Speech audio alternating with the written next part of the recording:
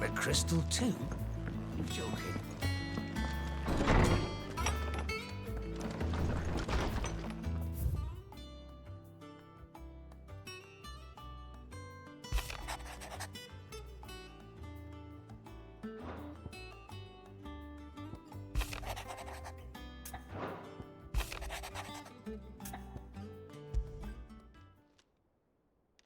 Hopefully it's nothing.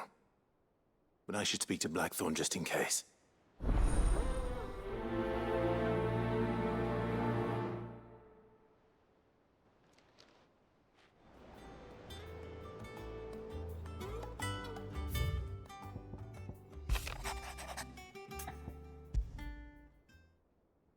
What could be wrong with Torgor?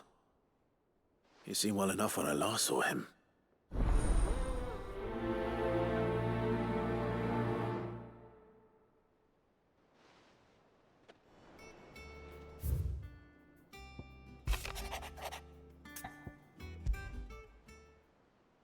Trouble with the ledgers.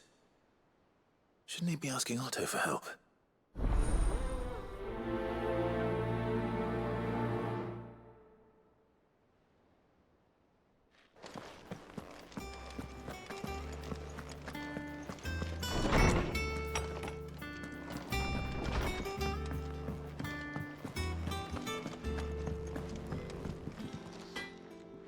Blackthorn, do you have a moment? Not really, no. This won't take long. I just wanted to ask how you're getting on. August was worried about you, that you might still be doubting your craft, even after learning the trick of that cuirass. Is there something else weighing on your mind? Perhaps sharing your thoughts might help. That bastard's like a dog with a bone. Still, you've got a keen eye, I'll give him that. He's just, well, Karen showed me something. Something I've never seen before. And that was? A sword. An odd-looking thing with a single-edged blade. The metal itself wasn't anything to write home about, but fuck me. The edge on it. You could slice a man clean in two with a weapon like that, and he'd be halfway home before he even realized he'd been cut. So that's what's troubling you? No. Not troubling me exactly. More distracting. Can't stop thinking, how do you get an edge that sharp? It's driving me mad. And if you knew how to do it, we could arm the curse breakers with even better blades. That's about the size of it, yeah. I'll see what I can find out. Sharper swords are always welcome. And we can't have our master blacksmith being distracted. You're a soft touch, you know that. But I can't say I'm not grateful for it. Good luck, eh? Thank you. Let's see what Karen knows about this sword.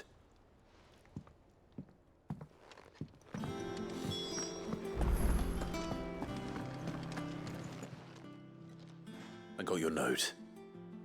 You think something's wrong with Torgor? So you can read. Congratulations. But I didn't say I were wrong with him. I said something weren't right. He's not been eating me treats. He used to love cracking the bones from Molly's boiled brown, but now he won't so much as look at them. Didn't like him. Which is why I'm of a mind that his mind's on something else. You've not been working him too hard, have you? No harder than usual. Is that it, boy? Do you need a rest? What was it you said he was? A frost wolf? That's what the lawsman seems to think. Then maybe this all has something to do with whatever it is that's woken inside him. I suppose things have been different since Rosalith. Perhaps Hippocrates knows something. Instead of everything, you mean? Perhaps.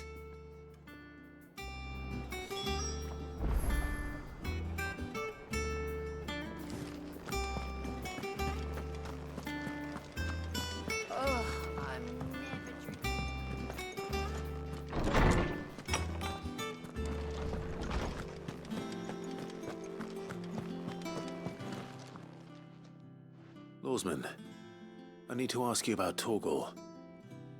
Something's not right with him. He isn't ill, is he? I don't think so. But according to Lady Karen, he seems to have lost his appetite, which is certainly a new development. She says he's hardly been touching his bones of late, and she believes it may have something to do with what happened at Rosalith Castle. I rather think she might be right, though not about his appetite. All canids are instinctively inclined to crack open bones for the rich marrow that resides within, and I see no reason why a frostwolf should be any different. Accordingly, I suspect it is not a lack of appetite that afflicts Torgal, but a surfeit of it. If we assume that his newfound magics require additional nourishment to sustain, it may well be that the bones Lady Karen is accustomed to providing are no longer sufficient. Frostwolves, after all, habitually prey upon far larger animals, whose bones may yield altogether different nutrients. As to where one might find a suitable substitute, some antelopes that graze the meadows of eastern Rosaria have been known to grow to a size more than double that of their lesser cousins. I don't recall ever seeing any that large. And little wonder. The oldest and largest such creatures rarely leave the safety of the highlands for fear of predators. The last elder antelope sighting I recall hearing about took place near Cressida, and that was long before the village was abandoned. Even so, it seems like a good place to start. Good hunting, Clive.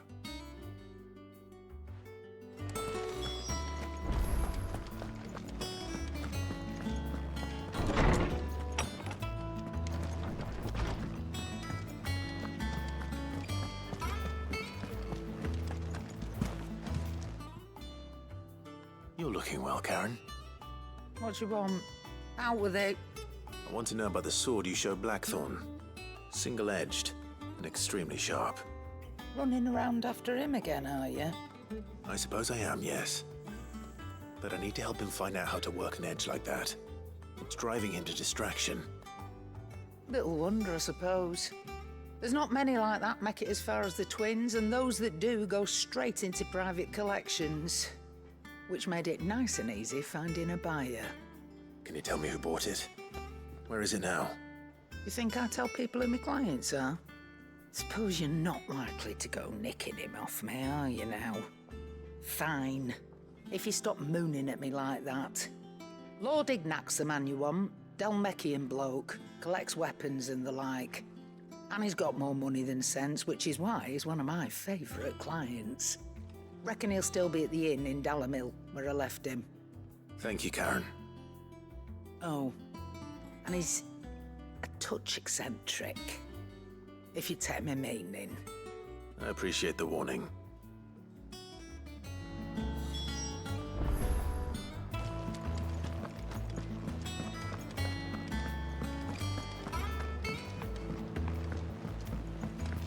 I don't know where Sid gets the energy.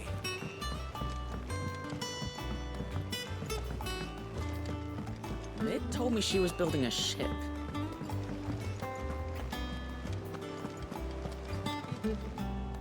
Clive, did you get my letter?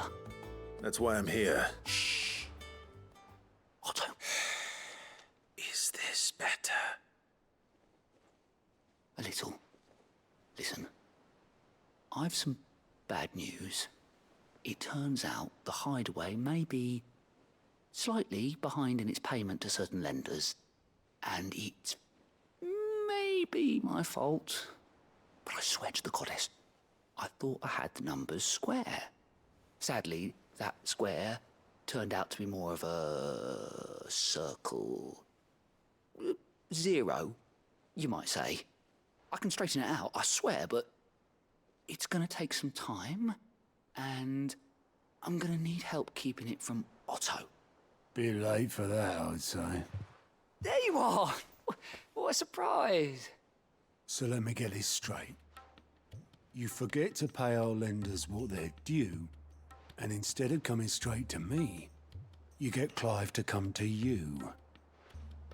And I hope he'll dig you out of the hole you've dug for yourself. Clive, the man in charge of the place you've been cheerfully trying to bankrupt. And you thought this was a cunning plan. Why? Well, who needs paying? Oh, just Martha. and the dame, and, well, Lady Karen, but only 500 talents. We owe 3 of our most trusted friends 5 million gil. Each. 5 million each. They lent us the bulk of the money we used to rebuild the hideaway, you see, and, well, I must have made some sort of oversight. Those ledgers were my responsibility, and it was my decision to entrust them to you. This is my fault. Do we have that much to hand? I can always ask my uncle. No, we don't. And no, you won't. We've lightened Lord Rosfield's purse enough. After the king's ransom we had off him, he deserves better than to see our begging bowl. Besides, we'll need to learn to stand on our own if we're gonna make this work. All right. But that doesn't mean you have to shoulder the burden yourself. Is there anything I can do to help? There might be. How'd you fancy taking these to Martha and the dame? Rocks. Rocks, he says. Worth 1,000 talents apiece, these are. A little something Sid and I set aside for when times got lean. And I reckon 15 million in overdue debt probably qualifies. I just hope our associates' eyes are a bit more discerning than yours. I'm sure there will be. Should be me making the rounds, really. But you know how it is with this place. Orders to bark, arses to wipe, and all that. I know. Which is why I don't mind going in your place. Go. Do you know why I only gave Master Clive here 2 star rubies? Because you'd rather Lady Karen killed me. Because I'd rather Lady Karen killed you. Yes. Well, I suppose this is goodbye then. Don't worry. I'm sure Karen will understand. Really? Do you think so? No, I don't.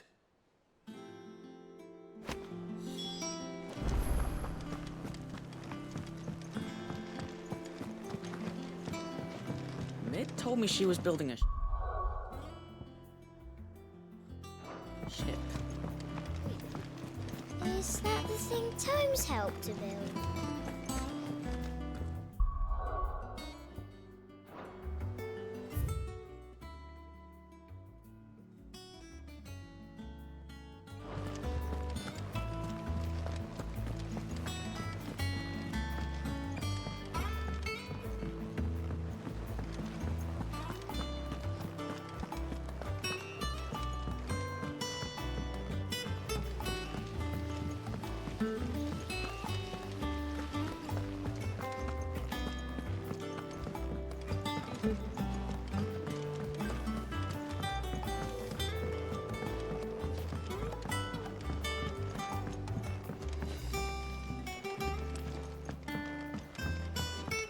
Well, that's it then. I'm buggered. Here, Sid. Reckon you might be just the man to help me out of a bit of bother, if you've a mind to. Let's hear it. Well, it's about this alembic the chief's got me making. Lovely bit of kit it is. Bung in a solution you want splitting, and it will separate it out, just like that. Problem is, it won't always get rid of all the impurities. And with some of the stuff we need it for, that ain't good enough. Which is why I've been looking for something to filter the liquid we'll be cooking off. And that's where I was hoping you could help me out. I imagine Ty could get some use out of this alembic too. Distilling medicines and the like. All right. Why not? Proper job! So what exactly do you need for this filter? Nothing but bomb ash'll do, says the chief. Gave me a sample she'd obtained from the university stores. Couldn't believe my eyes. You pour the blackest blight water through it, and it comes out clear as a mountain stream. So, I did a bit of reading about where I might be able to get hold of some. And do you know what I found out? It's only the blimmin' bones of a bomb king. They leave them behind when they die, see? I take it that's where I come in. If you wouldn't mind. I saw a billet on the hunt board for one just the other day. Would have gone myself, but, well, fighting dirty great balls of flame ain't exactly my forte. You, on the other hand...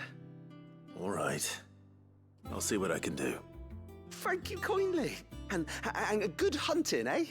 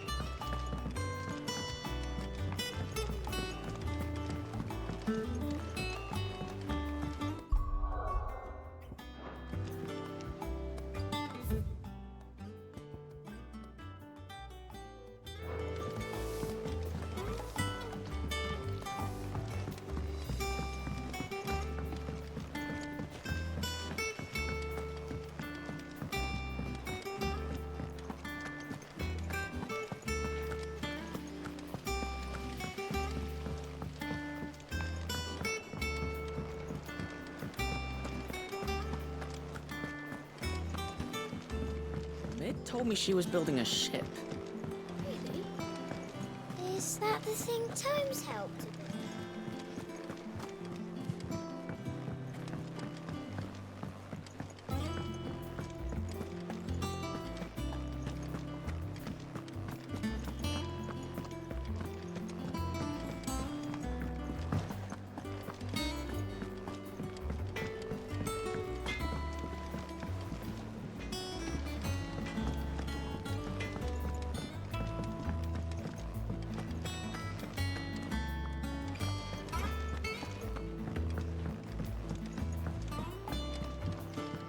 I don't know where Sid gets the energy.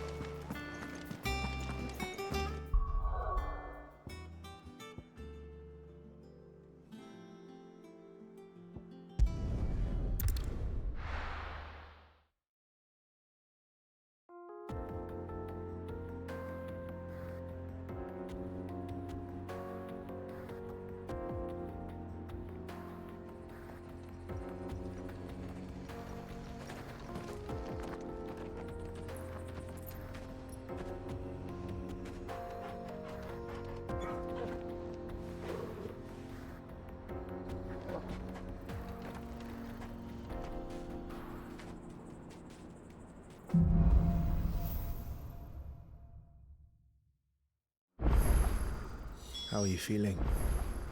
Better. Thanks to Taya. I'm glad to hear it. And Torgal helped too. Didn't you, boy?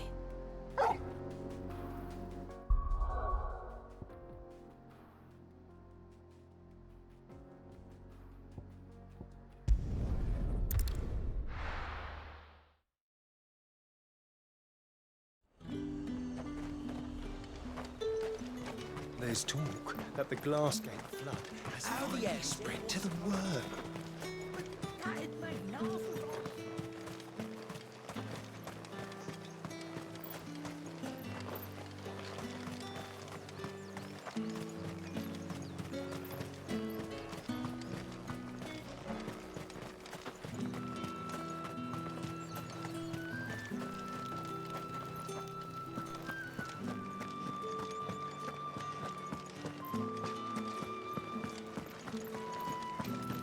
Did you hear?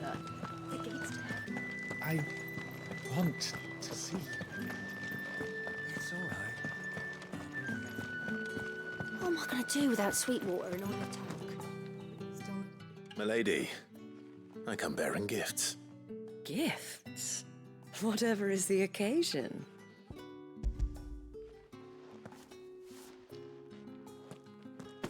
Oh my. Clive, you really have outdone yourself. Otto asked me to give it to you. To settle the Hideaway's debt with the Veil. And to compensate you for the time it took us to do so. You disappoint me, Clive. I thought you might finally be warming to me. Tell Otto he can keep his baubles. I tried to tell him as much the first time around. The man owes me nothing, nor does the Hideaway. My contribution to the restoration effort was made freely and willingly. It was the least I could do. You once told me Sid did you a kindness. I'd like to do the same. Please, accept it. For my sake. And for Otto's. For all of us. For all you've done.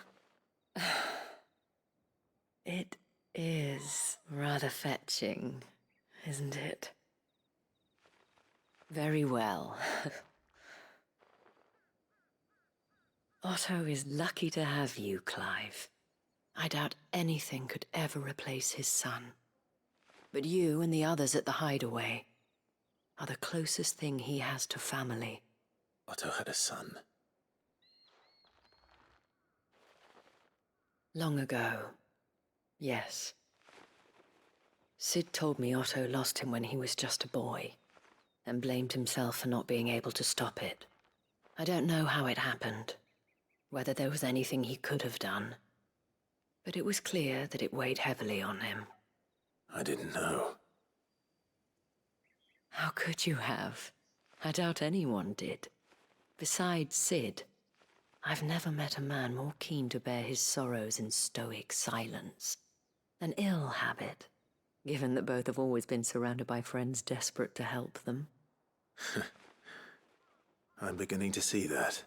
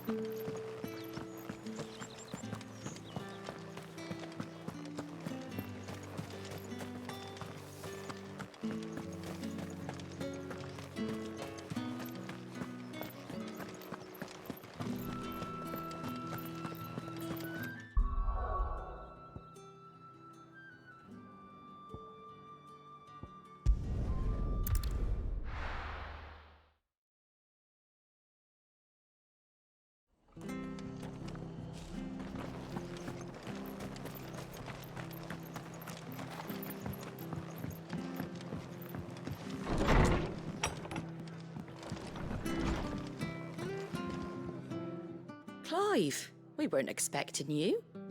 I wasn't expecting to be here, but it seems we still owe you a considerable amount of coin for your help with our rebuilding efforts.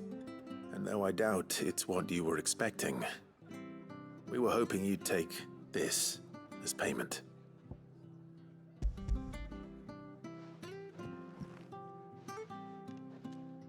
A star ruby? I can't accept this. It's worth at least twice what you owe me. More if you can find yourself the right buyer. Think of the difference as interest. Interest? If word got out I charged that much, no one would ever borrow from me again. Anyway, why are you the one here asking me about this? I'd have expected Otto. Bit much sending the Lord Marquis out to settle your debts, isn't it? The old goat working himself to death again? Something like that. Most days I think he's the only reason the Hideaway's still standing. Same as always, eh? Back when the place was nothing but a twinkle in the eye of a recently retired Lord Commander, word is he was the first one Sid reached out to. Probably knew that without his strong arm and level head, the idea would never get off the ground. Sid may have been the face of the Hideaway, but Otto's always been the backbone. And when Sid passed away, we were all worried that would be the end of it. that Otto would just give up. His death was hard on everyone. But it must have hit Otto hardest of all. But he didn't give up, did he? Quite the opposite, in fact. If I recall, he was the one who nominated you as Sid's replacement, and rallied the rest around you. I reckon what he saw in Sid, he saw in you too. And don't we all? Doesn't hurt that you're half as stubborn and twice as handsome, neither. That, and you keep good company. I suppose I do.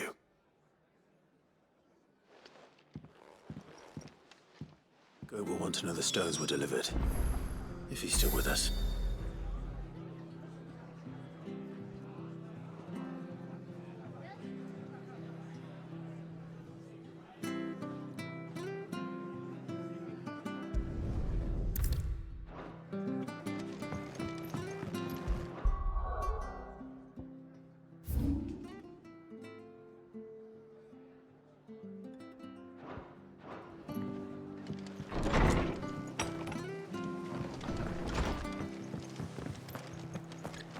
Stay sharp.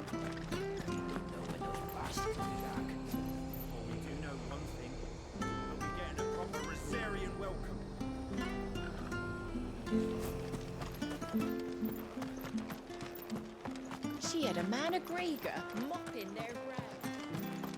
Please, teach me how to fight.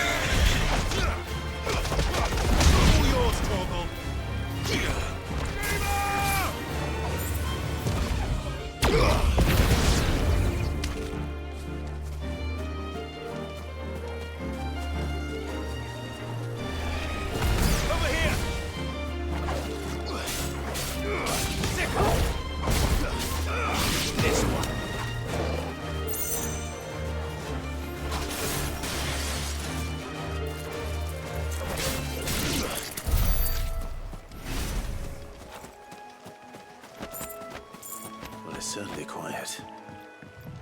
If I were a giant antelope, it would seem like just the place.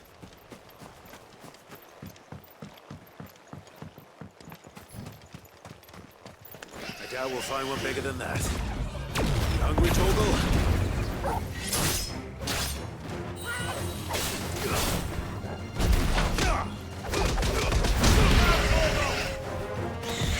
Nice try.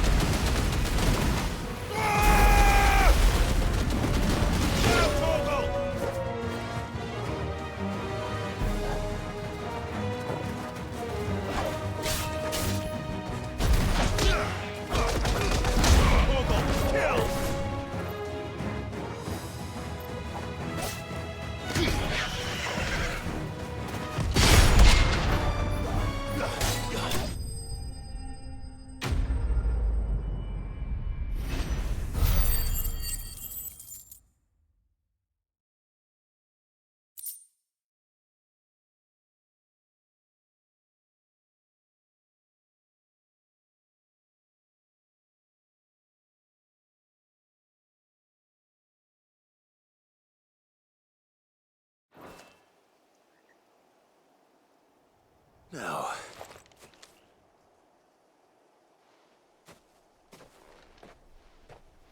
will it be enough, I wonder?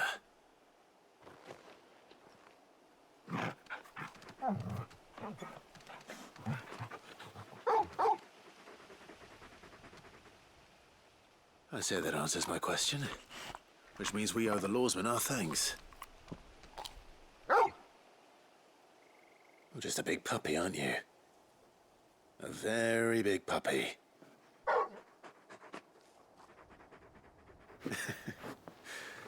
You do know you can take that with you, Torgal. Lady Karen will be relieved to hear you've got your appetite back. Come on, boy.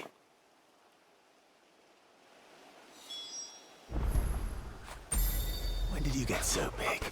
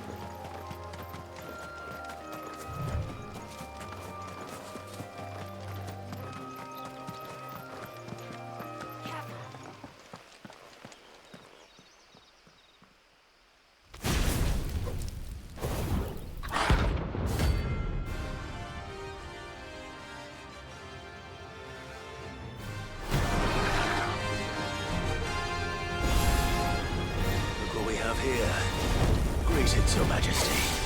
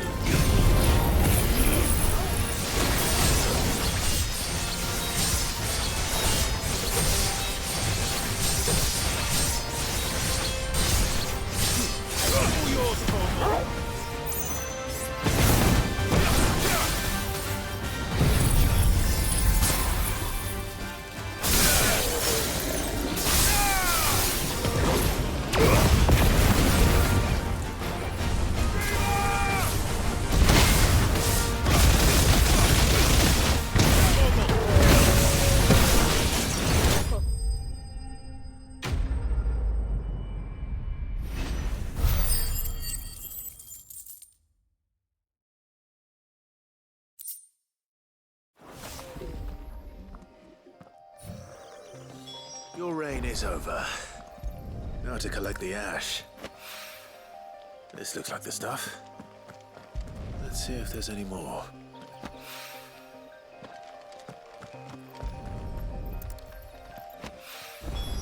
That should do it. If the wine needs more than this.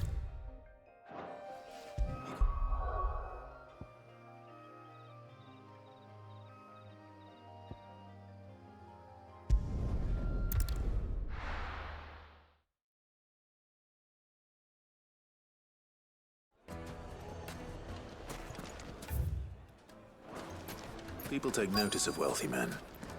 Shouldn't be too hard to track down Karen's collector. Drake's fang is gone. Back again, are you? Any more trouble and you'll be barred for life, however deep your friends' pockets might be.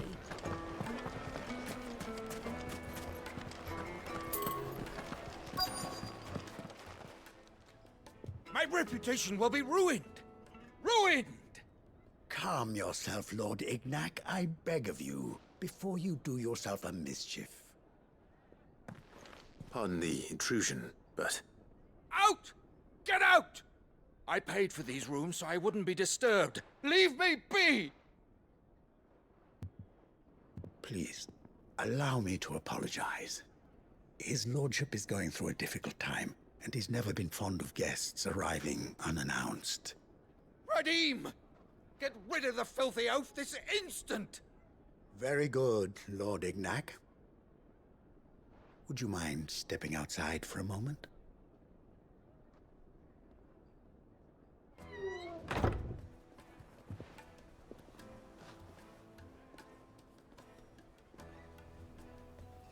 I'm sorry if I've caused you any trouble. That? Oh, no. That's just how his lordship is. Though the morning's events have left him somewhat fractious. He has been dispossessed of his luggage, you see. The thieves also made away with a considerable amount of coin. Coin the innkeeper will soon be keen to collect. I don't suppose a certain blade was among the stolen items. A single-edged sword. It was purchased from a merchant friend of mine. Ah, you know Lady Karen. Yes, I'm afraid it was. Then I'll retrieve Lord Ignac's luggage. But I have one condition. You have but to state it. You are welcome to anything that is within my power to grant. I want an audience with Lord Ignac. A few minutes should be enough.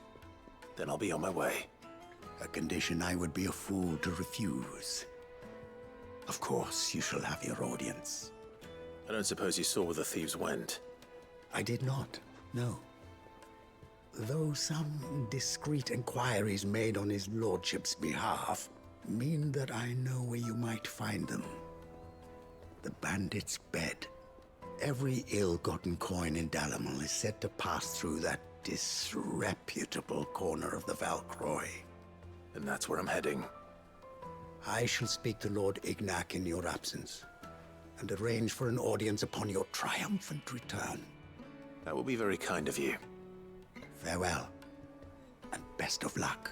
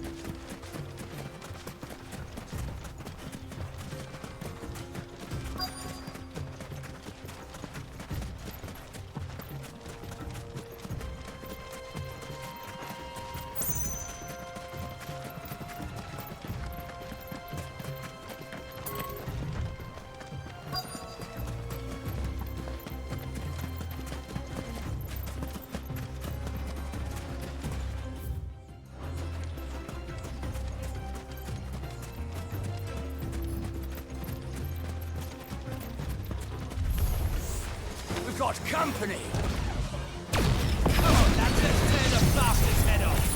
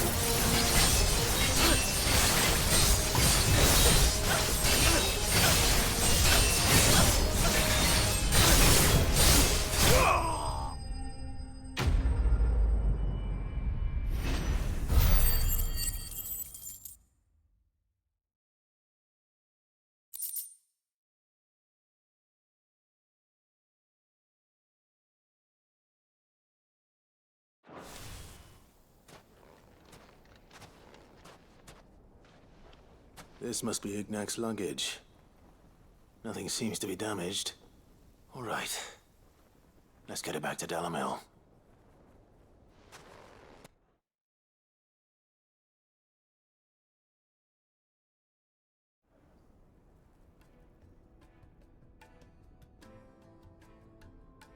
I hear I have you to thank for the return of my effects.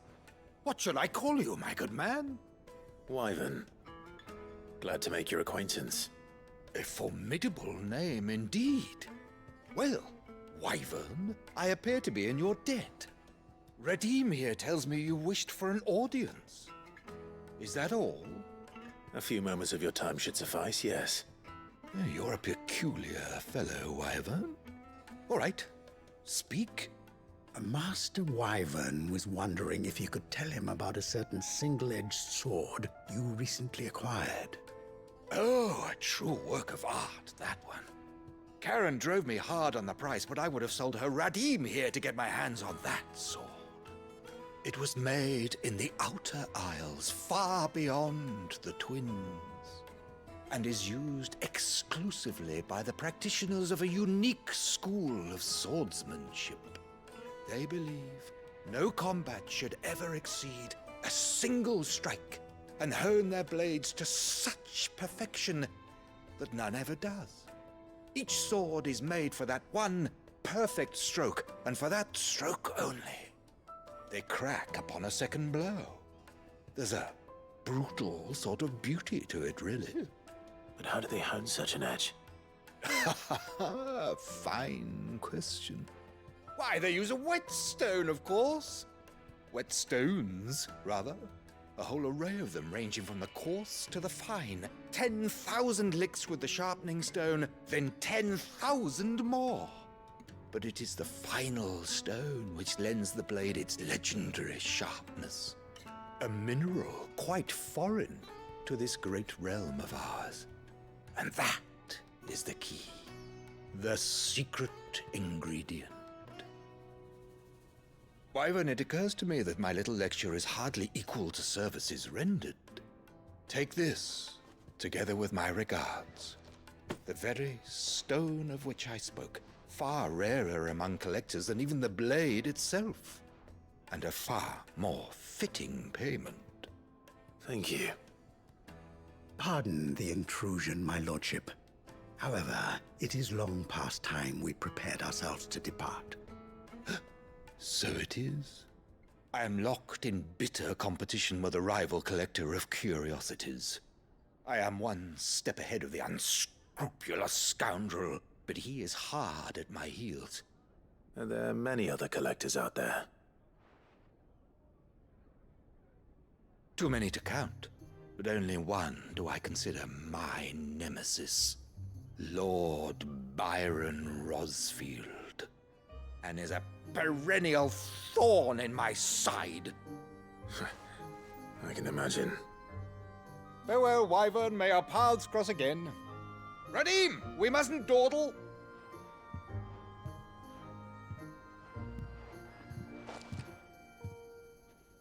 I think his lordship is rather taken with you, Master Wyvern.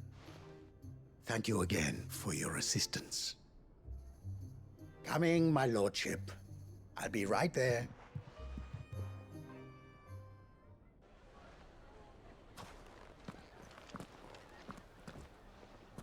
Trust Uncle Byron to find such an interesting rival. Now, let's see what Blackthorn makes of this whetstone, shall we?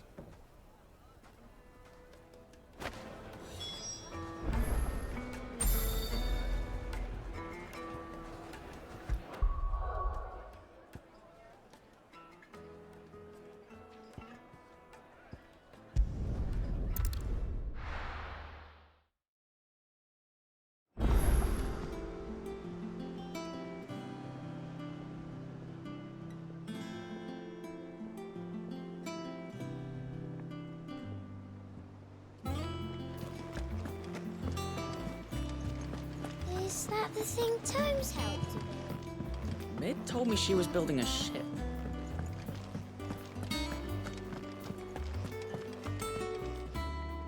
Goat. Still alive, I see. So Lady Karen accepted the ruby. Ah, about that. I tried my best, but she was just too stubborn to take it.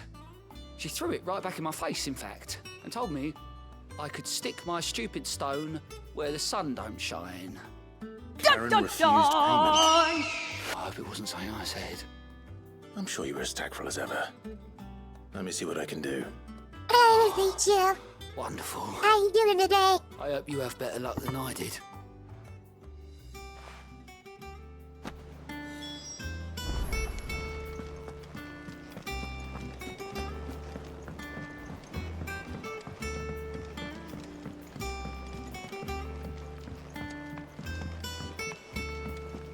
I don't know where Sid gets the energy.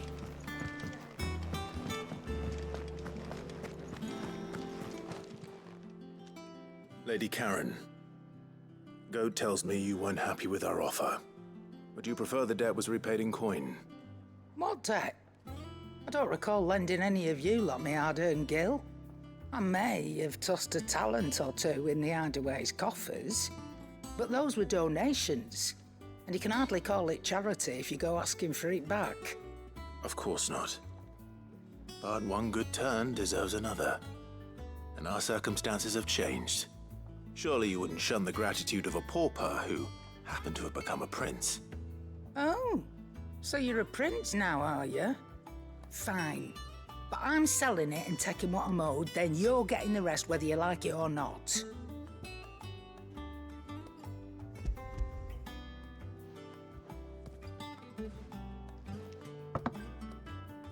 Where'd you even get this? A decent trader might nab 1,000 talents for a star ruby. A canny one, meanwhile, might claim it were nicked from the belt of Sid the Outlaw himself and ask twice as much. Might be I already have a buyer in mind. Might be you even know her. A fine continental maid whose beauty's only eclipsed by a guile in commerce. You wouldn't mind, would you? Not at all. Just be sure to tell her that it's always a pleasure doing business.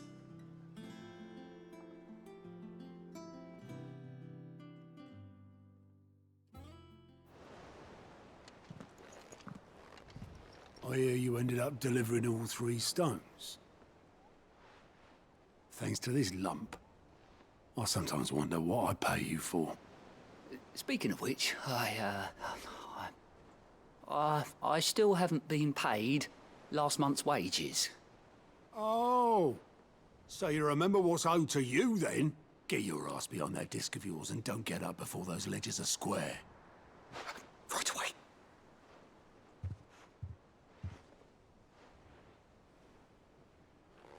I've seen that before. You have, yeah. Plenty of times. It was the only goblet Sid ever used. Either out of habit, or because the filthy sod couldn't be bothered to find a clean one. I knew so little about him. Like most people.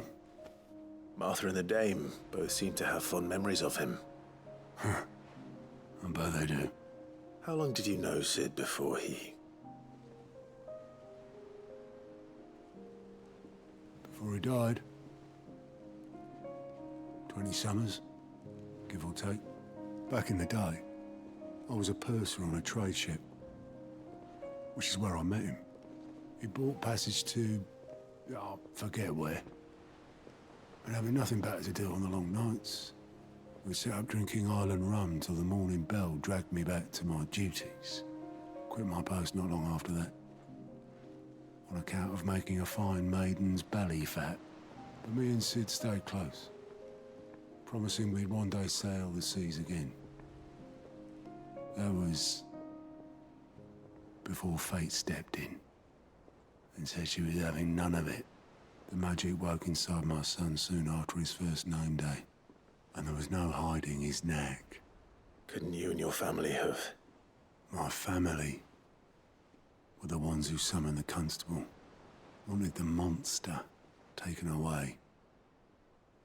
I couldn't turn my back on him, forget what I felt, and I couldn't for the life of me understand how they could. Luckily, Sid was of the same mind as me. It was him who stood beside me when all I wanted was to tear the whole world down. Him who cried for me when I had no tears left of my own. Him who swore he'd do everything he could to stop it from happening again. And he was true to his word, too. Left the Royal Army once and for all. His ranks, his ribbons, gone. Just like that. Threw away everything he had. All to right a wrong that no one else had the courage to face. I knew then I'd follow that man to the ends of the earth.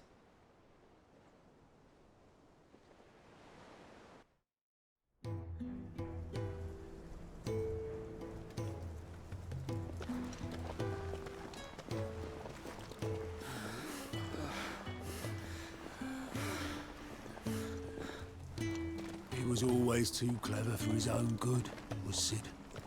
Saw the world for what it really was, while the rest of us were content to go along with the lie we were shown.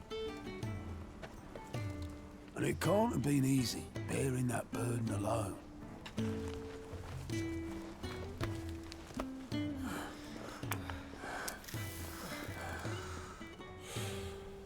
But he didn't let it stop him. He never lost faith in what he believed was right. And that gave us faith in him. Faith he'd steer us true. So I swore to myself that I'd always be right behind him, ready to catch the stubborn sod, if ever he should fall.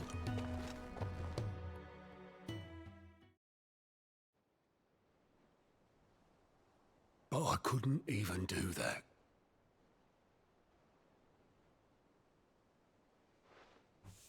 Ignore me. Just the ramblings of a tired old man.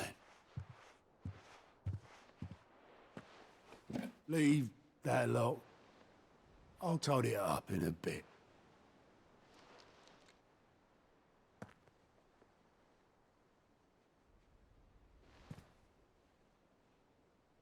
This is Sid's handwriting.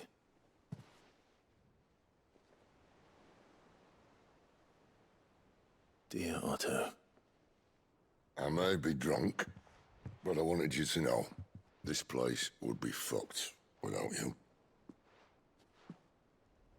I love you, you grumpy old sod.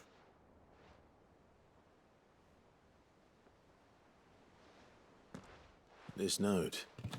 Hmm? What about it? Sid was right. Without you, we'd all be lost.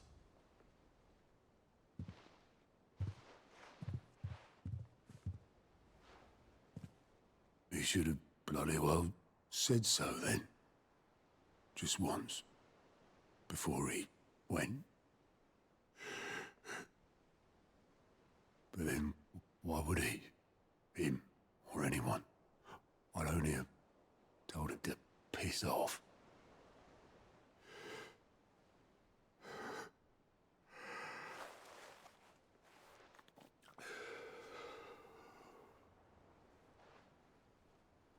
You're wrong, though. Both of you. It was never just me keeping the hideaway afloat. It was all of us. I just shoved people in the right direction. I barely seem to be able to do that anymore.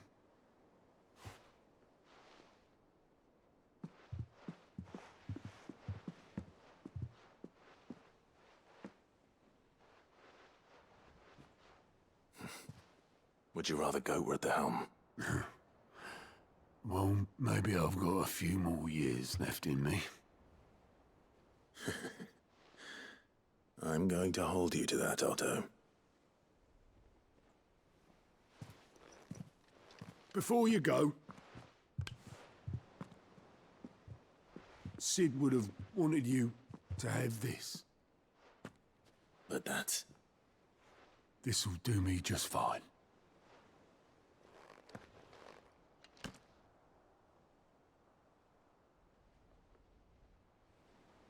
Thanks for the ray of sunshine. I'll see if I can't pay you back. Already have.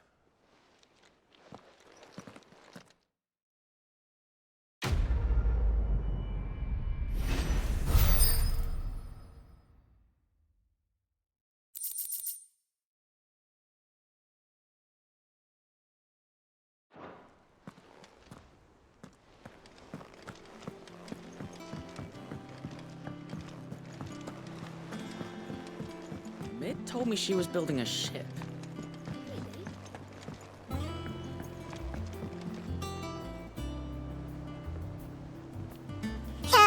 The Final Fantasy 16 and 14, 19 were so good at getting cleared outside characters. Shut up.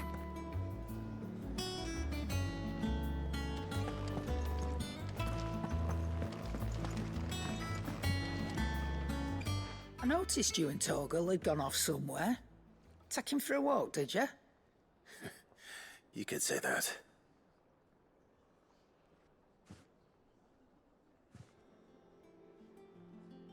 I was sort of feel the tears coming on whenever you see that scene with Molly's Seminato. leftovers weren't good enough, eh? That'll teach me for treating you like you're still a pup. All right, no need to shout. Now we know what you're after, I can see about getting some in. Speaking of which, I brought one for later. Can I leave it with you?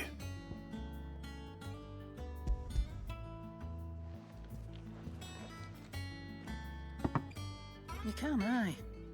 I'm nice like that. In return, you can thank Tomes for me. The bloody know-it-all. I was just on my way to see him.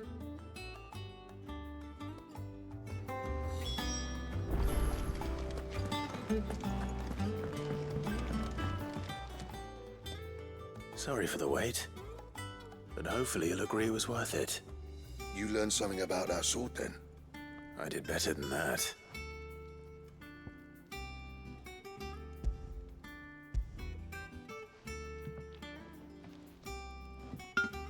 A whetstone? Yes, but not one you'll find anywhere in Valisthea.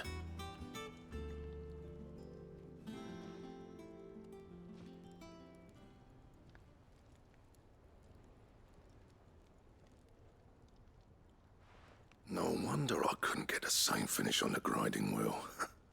One hit and all done, eh? Might not be so bad if all you ever fought were duels. Good luck on the battlefield. Your second opponent would be your last, no matter how good you were. Even so, is there some way it could be used to give the curse breakers an edge?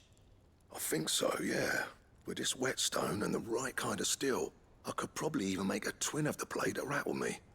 But there'd be no replacing this little rock once I worn it down to a sliver. I reckon we get a dozen swords from it, if that. Swords that the curse breakers wouldn't know how to wield properly, and that would see them through a single fire piece. Nah, no point trying to copy that thing. Be about as much use as a wax anvil.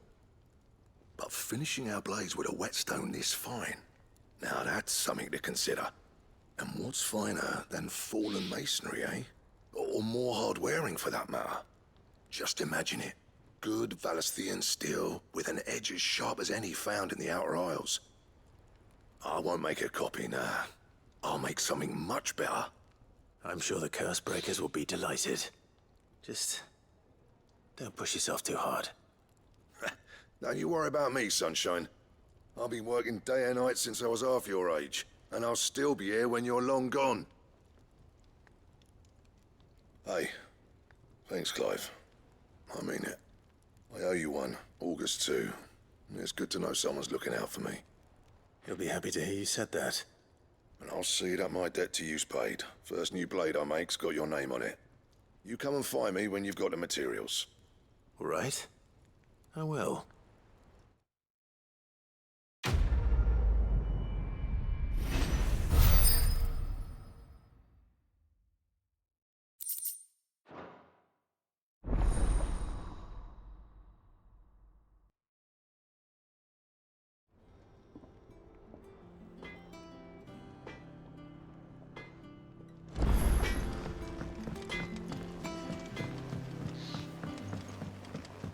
went up to give some greens to the chocobo.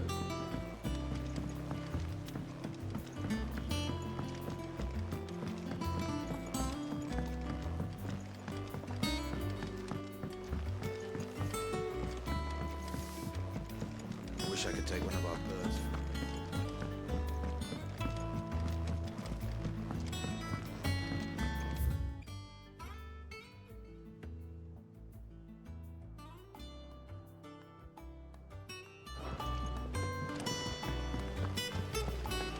I knew it was a good idea to have editors study alongside the children. It's really stoked their competitive spirit.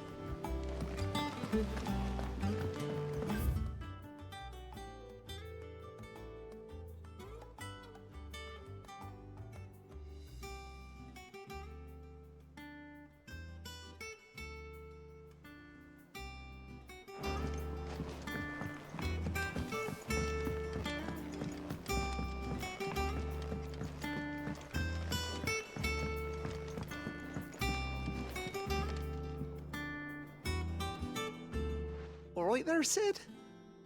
How's that hunt for the bomb ash going?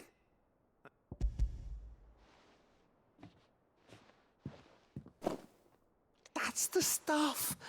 And plenty of it, too. Enough to keep the Alembic bubbling away for a good old while. You're a gent, Sid. Let nothing say otherwise. Right then, let's get this contraption up and running.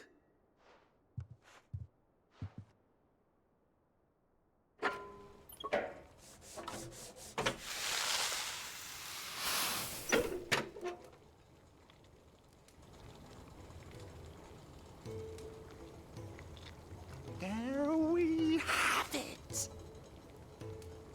The Telemon Alembic. And it works just like the chief said it would. Very impressive. Says the man who cut down a burning boulder. Speaking of which, I still haven't returned the favor. There's no need. The good it will do for the hideaway is reward enough.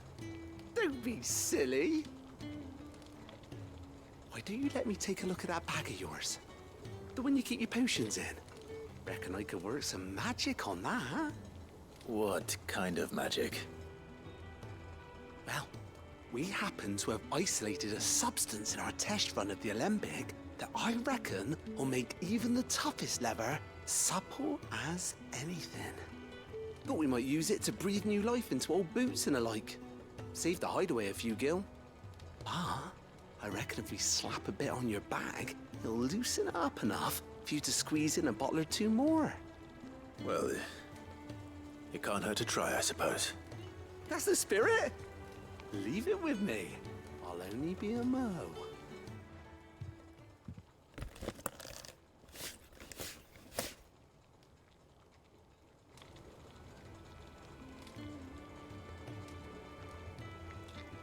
Well, what do you reckon? It certainly feels more flexible. Right? Told you. Thank you. I think. No. Thank you for supporting Mid and the rest of us in our endeavors. Without you, we'd never have been able to discover wonders like that stuff I rubbed on your bag. And I'm telling you, there's plenty more where that came from.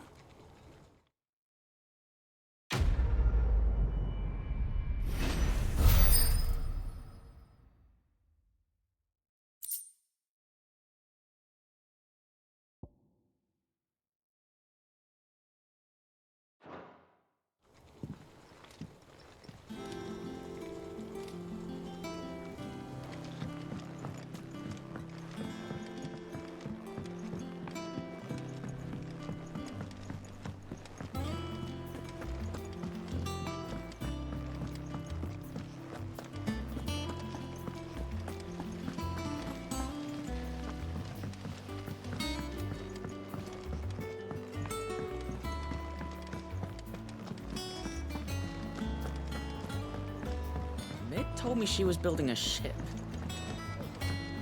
Is that the thing Tomes helped?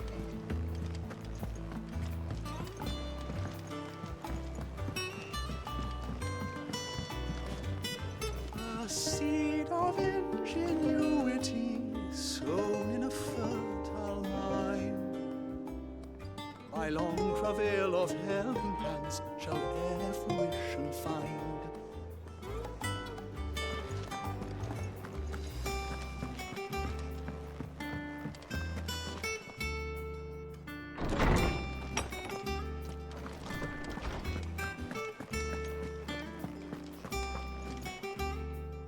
Ah, Clive. Were you able to locate your quarry? We were indeed, Lawsman. You pointed us in exactly the right direction. And Torgal's been a very happy hound ever since. Very good, very good. Lady Karen sends her thanks, by the way, for your part in solving the mystery. Ah. But that reminds me. After your last visit, I found myself pondering Torgal's talents. Do you recall our conversation concerning Lady Jill's role in Torgal's transformation? About how she somehow woke the power within him. Precisely that.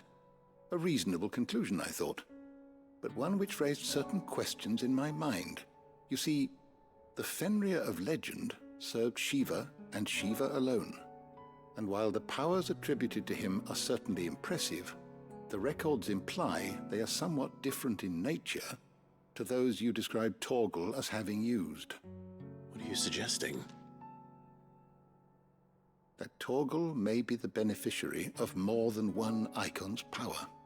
Consider that in addition to Lady Jill, he has served as a loyal companion to you, your brother, and even the late Cid. In short, the icons hitherto near at hand, or should I say at paw, have been diverse and plenty, and that number has only grown as the realm's dominance have fallen to your sword. One can but speculate as to how all of this has affected Torgal. He has seemed more fierce of late. And if I am not mistaken, he will grow fiercer still. We are fortunate indeed to be able to count him amongst our allies and not our adversaries. Oh, he's more than an ally. He's a friend.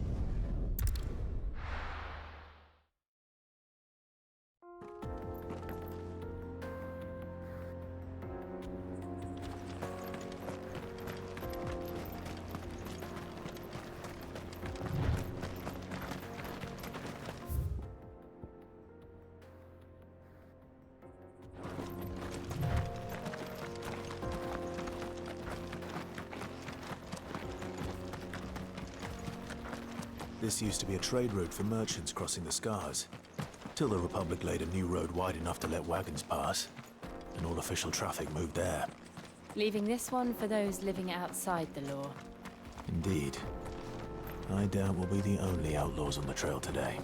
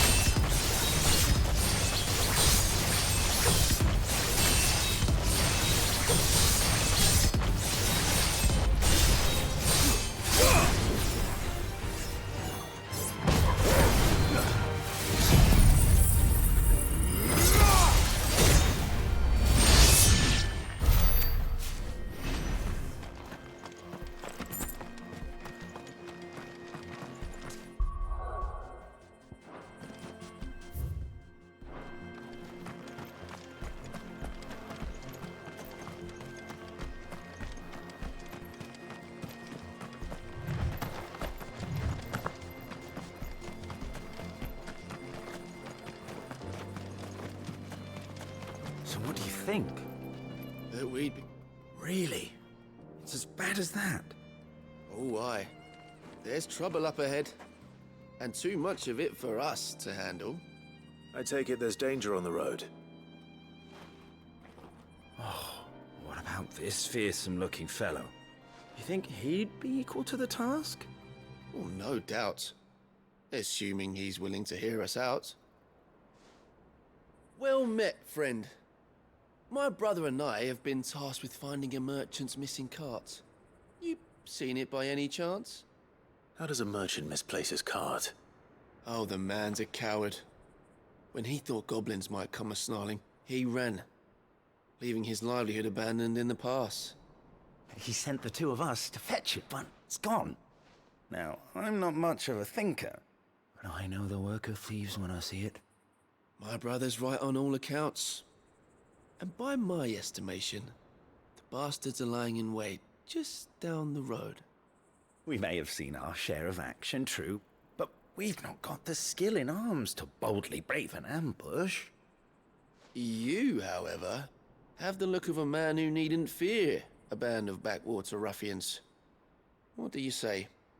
Will you help us out? Chances are they'll come for you either way. But if you promise to lend us a hand, at least you'll pocket a reward for your troubles. Well, if I'm going to have to deal with them anyway. You've clearly got a fine head on those broad shoulders. We're lucky you came along.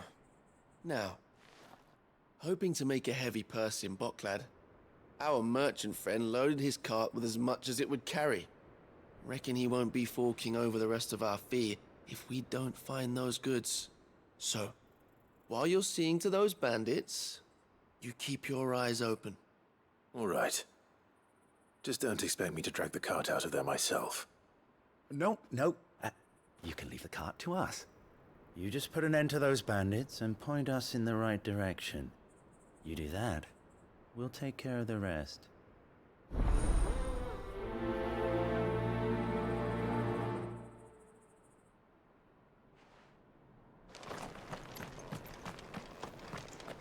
I'm not sure I trust those two. But if there are bandits lying in wait, I should probably take him. Look lively, you lot. We've got guests. These must be our bandits.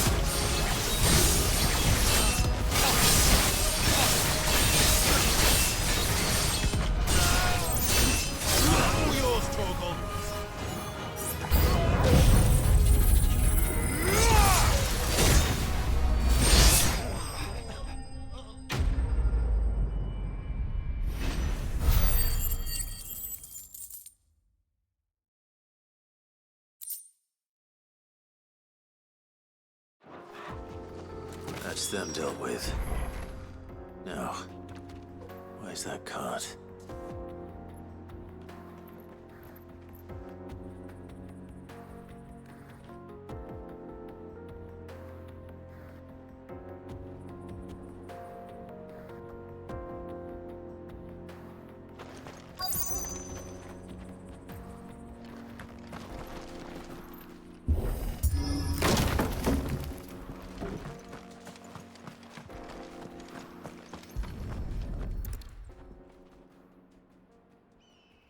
Getting all of this out of here will be a nightmare. Seems we've found ourselves the right man for the job, wouldn't you say? Found the cart and didn't leave a single bastard breathing. Our merchant friend will be delighted. And how exactly will he be getting his goods out of here? You leave that to us. After all, it'd be wrong to make such a fine warrior haul cabbages to market. You've done your part. And that's all you need to worry about. Here.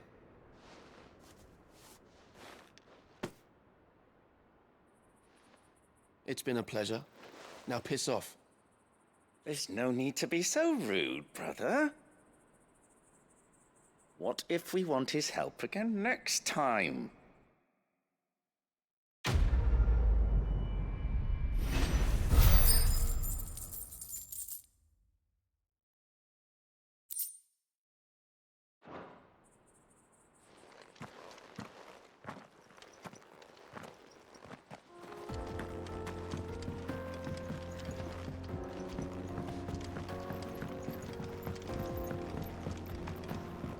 I see the Dalmecs lag behind Rosaria when it comes to bridge building. The fallen ruin should hold, at least. The path continues on the other side.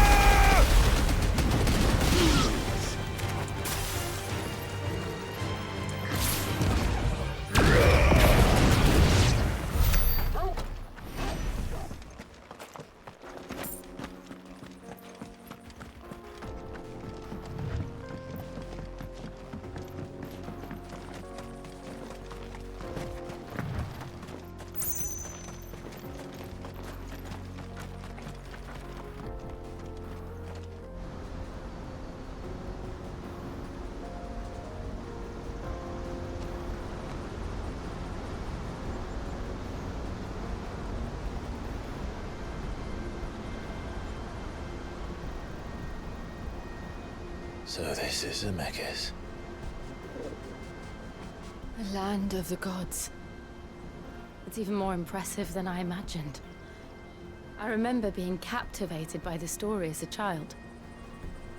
Long, long ago, man was overcome by avarice and challenged the gods in a bid to win their power. The final battle took place here, at these falls. Or so the legend goes. If anyone ever manages to plumb those depths, perhaps we'll learn if there's any truth to the tale. That the gods emerged victorious and punished man for his defiance by visiting upon him 2 curses. Dominance and bearers. To tell the truth, I always thought it strange that the dominants and their icons were deemed a curse. Back home, the dominant inherited the throne. They were admired and exalted, not spurned. Whenever I got to that part of the story, I always assumed there must be something I'd misunderstood. You had a lot of storybooks, didn't you? In your room, I mean. When we were young. The old legends were always my favorites. Epic battles between gods and men. Father encouraged me to read as much as I could. He thought it good for my education. You really were a boy like any other, weren't you?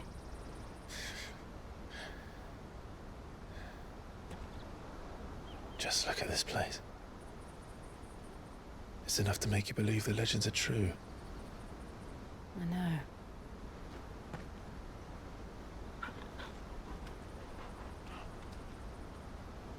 We're not far from Boklad. The road will be busier up ahead. Then we'll have to keep our wits about us.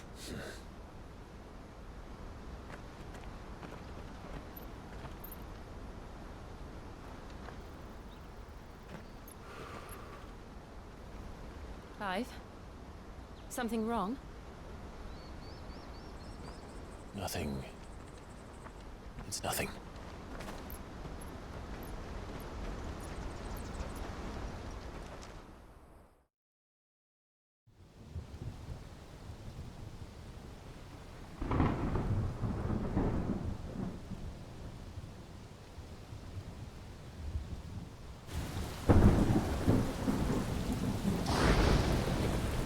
I see the reports are true, Father.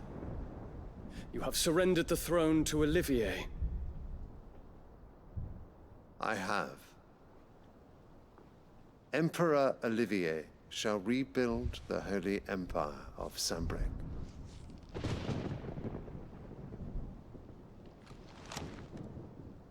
How is he to rule an empire? He is but a boy. I shall advise him until he comes of age. Father, please. Or for as long as I am able. The empire we seek to build needs young blood to rule it. And I can think of none better suited to the task.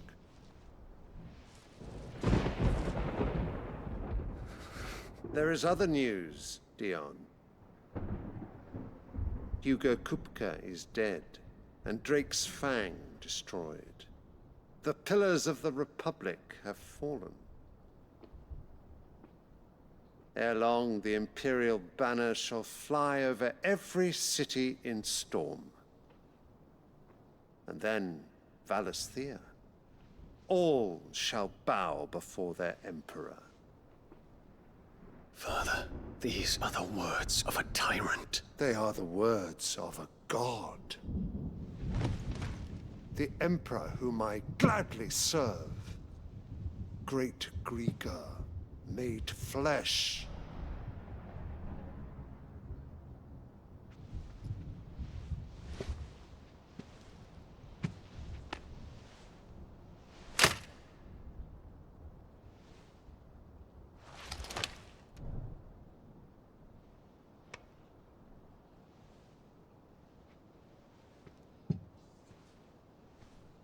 Return to your camp, Dion, and ready your forces. It is time to show the world the true power of Sambrec.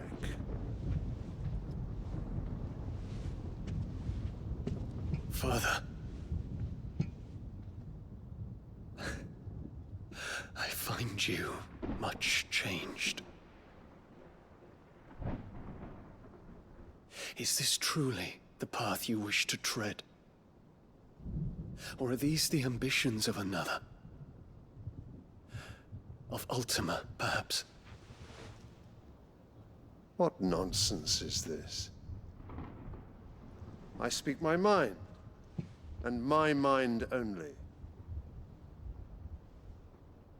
Though I do owe Annabella thanks for reminding me of certain truths regarding the nature of nations, of rulers,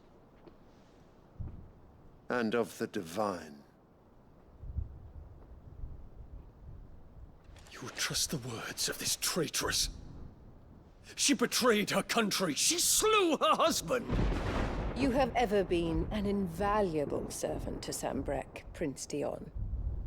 I trust you will continue to serve your Emperor in the wars to come.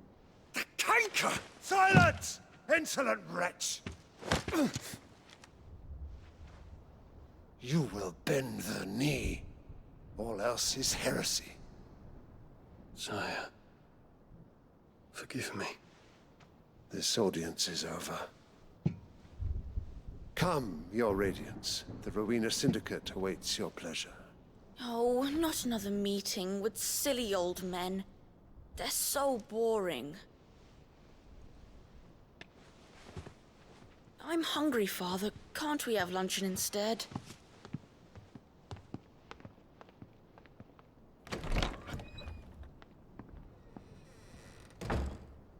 Does it pain you that you will not inherit your father's throne?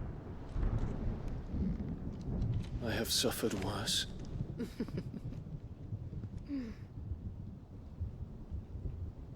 Count your blessings, Dion.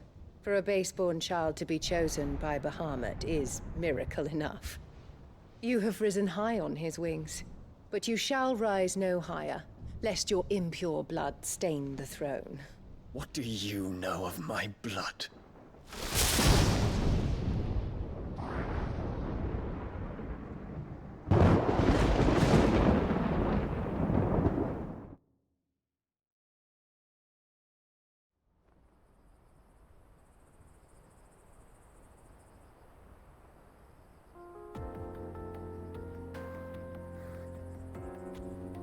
The Boklab markets are to the north.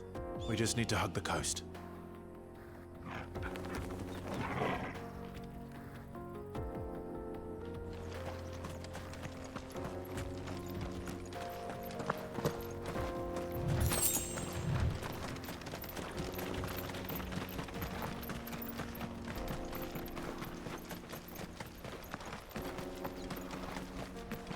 Infiltrating the Dominion won't be easy with the Imperials on high alert. No. His Radiance has lost one capital already. We can be sure Sylvester will do everything in his power to hold on to Twinside. His troops are well-trained and increasingly battle-hardened. But it's not as if we can wait for the siege to end.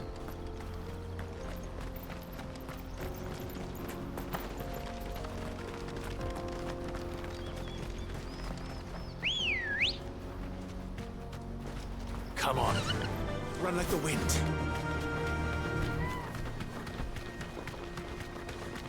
More refugees. And they're all making for the Crystalline Dominion. Because they don't know how to live without the crystal's blessing.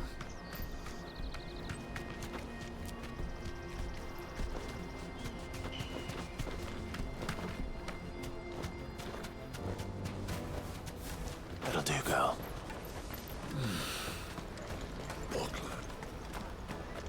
There are no crystals here. This is where we're supposed to meet Goots, isn't it? That's right.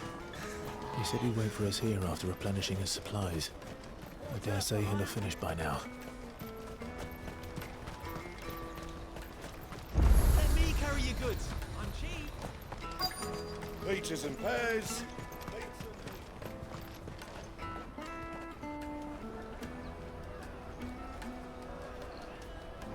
Wonders from across the water. Come one, come all. Feast your eyes. Good sir, can I interest you in...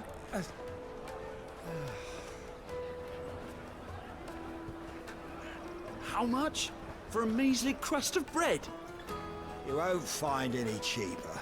Not nowadays. But you're more than welcome to look.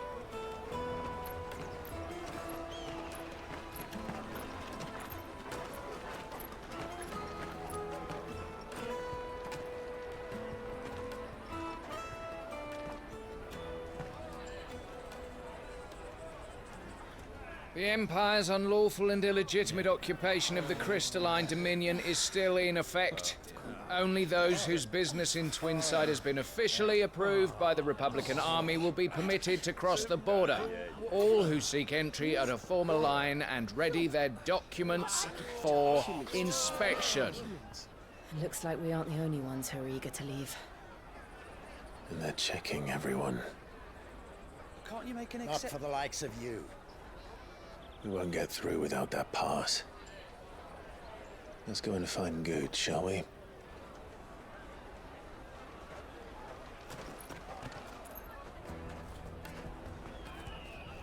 He must be around here somewhere. Come taste my peaches. They're sweet as nectar. I'll take the large one. An excellent choice. Ah, Good. There you are. Clive, I'm so sorry. Don't tell Nan, will you? Slow down, Good. Just tell us what happened. It's me trader's pass. It's gone. We cannot ride the caravan without it. We won't even be able to get through the flipping checkpoint. Do you remember when you last saw it? It was in my pocket a minute ago. Then a bairn bumped into me and... Yeah. You don't think that they might have nicked it, do you? It wouldn't surprise me. A busy market like this is prime territory for pickpockets. So, to get the pass back, we need to find this child. Where would we even start? nowhere. I've got a pal in Bock lad who might be able to help us. No one knows more about what goes on round here than she does. Where do we find her? She's the owner of the Crimson Caravans, up that way. Sign's got a red chocobo on it. No time like the present. You two go on ahead. I'm gonna check the rest of my stuff, make sure naught else is missing. All right. We'll meet you there.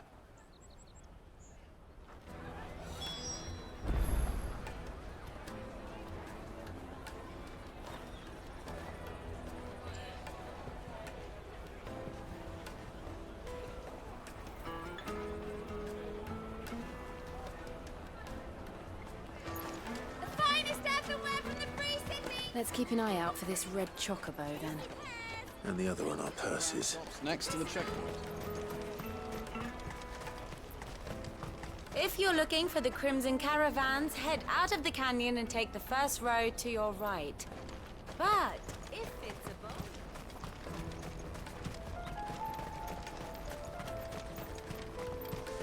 Out of my sight, wretch!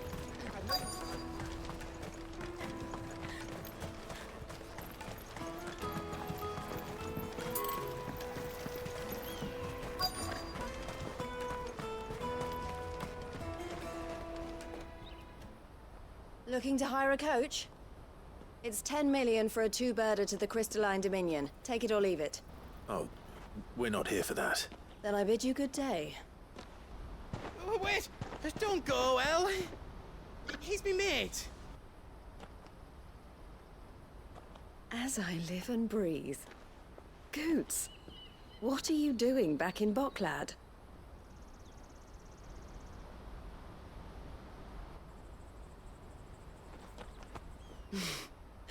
I gather Lady Karen didn't send you.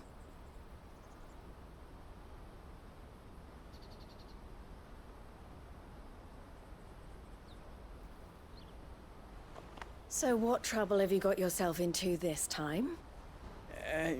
It's me trader's pass. It got stolen. By little Ben. Of all the... You're the size of a marble. Honestly.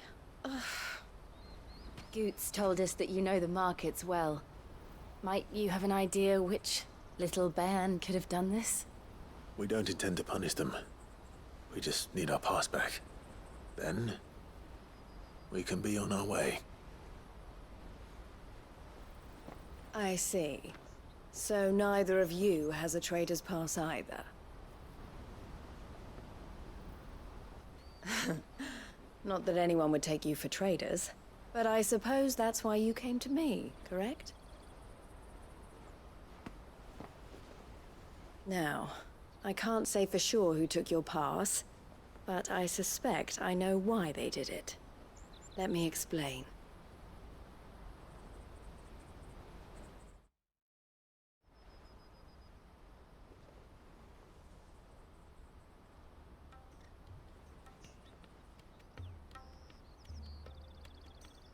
Ever since the Fist marched on the Dominion, the Republic has been clamping down on any commerce that might aid the Empire more than it does us.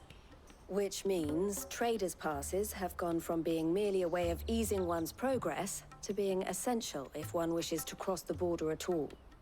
And with demand outstripping supply, they've become a precious commodity, leading some to seek to acquire them by less than legitimate means. So the children are stealing passes to sell on the black market? Yes, and no. Passes are inscribed with the names of their owners, and yet none of the victims' names have appeared on the register of those passing through the checkpoint. Which means? That someone is doctoring the stolen passes. The same someone who is encouraging the children to steal them. And the same someone who has Goots' pass, no doubt.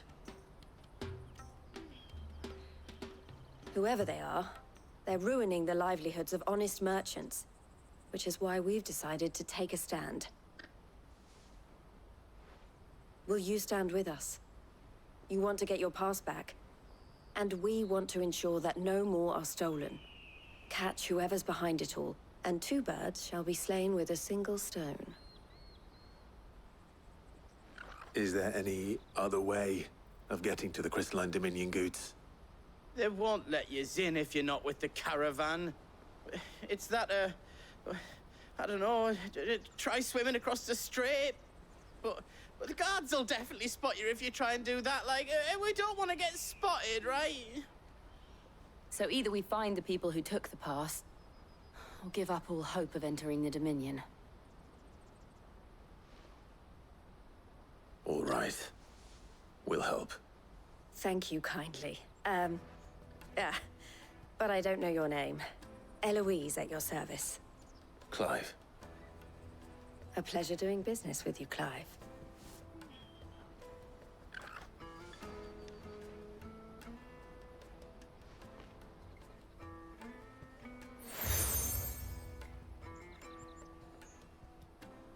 The proprietor of the furniture makers by the coach stop is spearheading the search. Wear that, and he will know you for a friend. I suggest that you speak with him first. The furniture makers. Understood.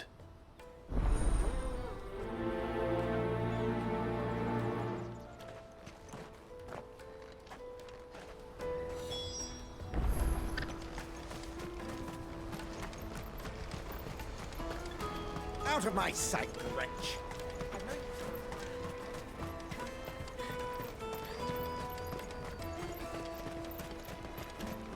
Come one, come all! Jug of snake spit for the road? Caravan stops next to the Juicy pears! Slake your thirst! Are you the furniture maker? Looking for something in particular? Ah, Eloise collared you too, eh? Then I expect you want to know more. She told me you were leading the hunt for the pickpockets. What have you learned? For one, that they're targeting the traders carrying the biggest packs. Harder to watch your back, see? And less chance of the mark giving chase if they're spotted. Not that they'd be likely to catch them. Those imps know every inch of this warren like the backs of their hands. Their eyes must have lit up when they saw Goots. The fishmonger round by the gate's been trying to track down the children involved. You should go and have a word with her. Thank you.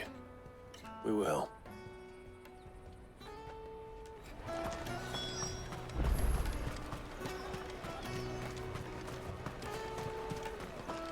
Come, taste my peaches.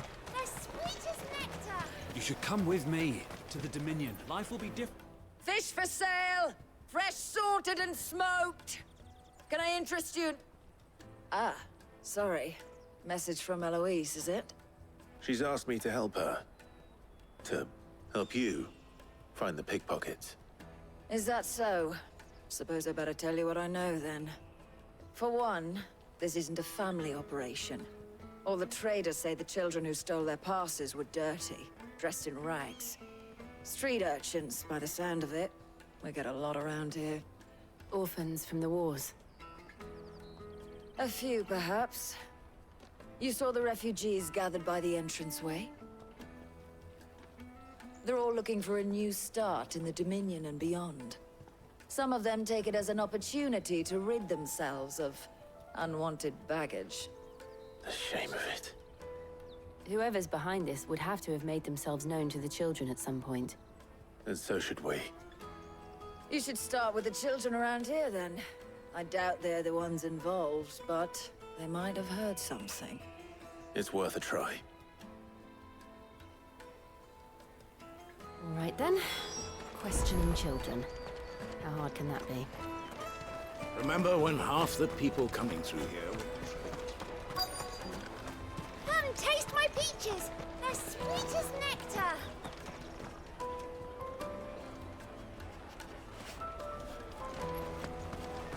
I'll take the Finest large. earthenware from the free cities, all but unbreakable. Do you have a moment? What do you want? What I want is to know who's asking children like you to pick pockets. I don't know. Nobody's asked me. What's picking pockets? Do you get paid for it? No, you get in trouble for it. So if they come calling, you know what to tell them.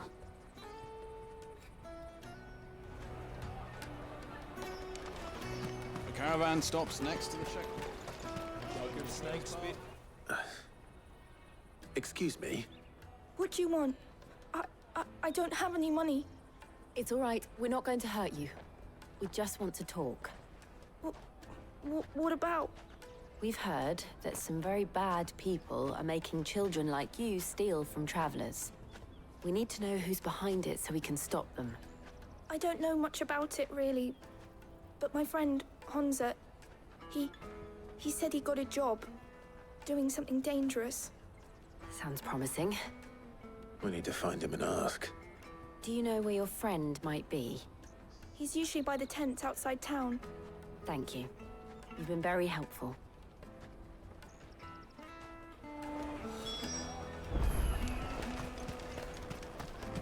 Come on, come on!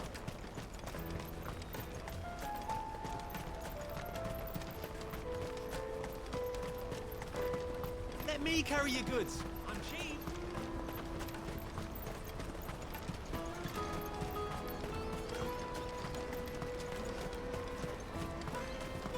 She must have meant the refugee camp. Let's hope he's still nearby. Daddy, I'm hungry.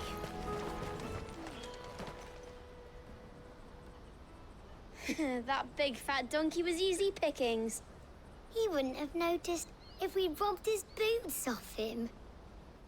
Yeah. Wish we hadn't handed over the pass, though. Could use one of those things to get out of this dump. Chance would be a fine thing. The moment they found out, they'd string us up by our guts. Would they now? Perhaps you'd like to introduce us to these charming characters. Shit, we're in trouble now. What do we do? You two get caught if you want. I'm off. Hunter, where are you going? So that was Hunza, eh? Jill, you watch these two. I'm going after him. All right.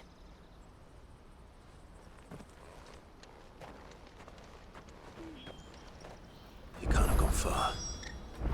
I need to find him before his employers do. Do it again.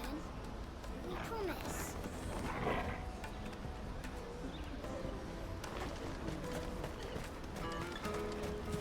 Daddy, I'm hungry. That's that then.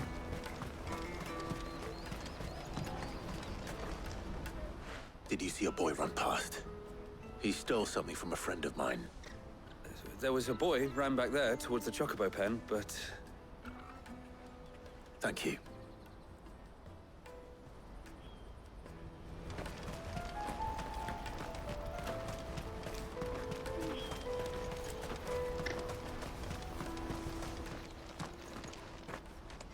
Oh, shit. Cornered. It's all right, Hunter. I'm not going to hurt you. I just want to ask you some questions. Fine. Not like I've got a choice. I'm looking for the people who are making you steal for them. Who are they? Called themselves the Carstones. They said they'd give me good gill if I did what they told me. I knew they were bad, but bread doesn't come for free. Didn't come at all half the time, before I started buzzing for them. You know, if I didn't do it, they'd just pick on someone else. Someone they could push around easier. Hunza. You found him then? Jill. Where are the other two? Eloise is watching over them. She sent Goots and I to look for you. You're... him! I haven't got your pass anymore, if that's what you're after. I gave it to the Carstones. Whatever you do to me, I can't get it back. Not that I go against them anyway. If it weren't for their gill, me and my mates would have starved.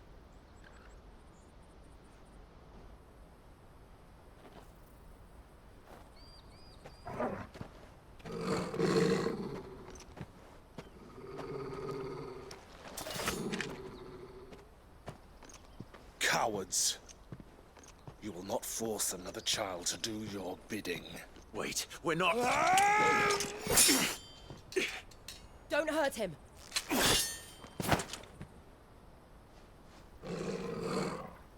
You're making a mistake. We're on the same side. Like hell we are.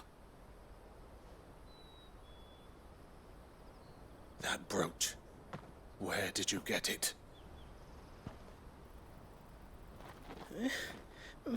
Master Theo? Goots. What are you doing with these people? Unless you're the ones my sister was talking about. Your sister?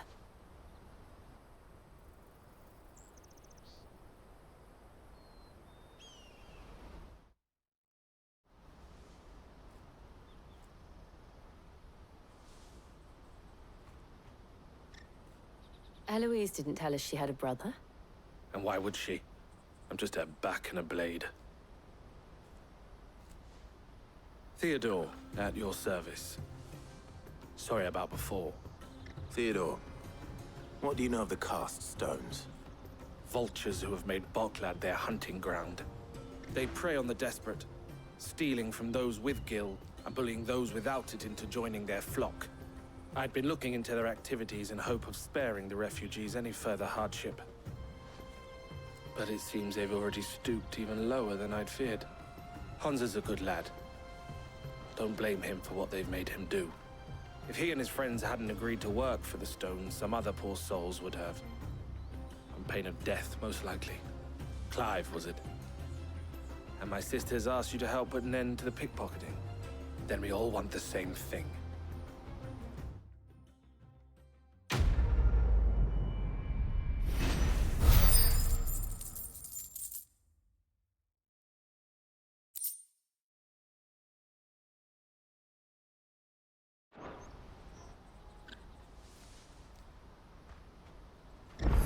I'm sorry.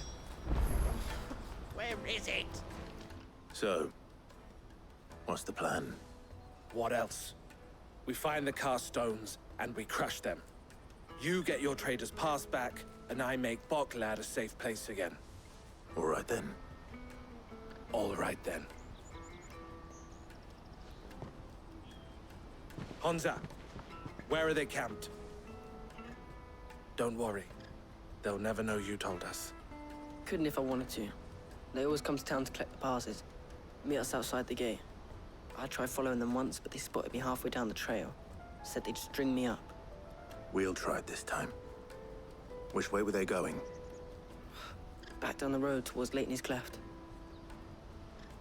To Leitney's Cleft, then.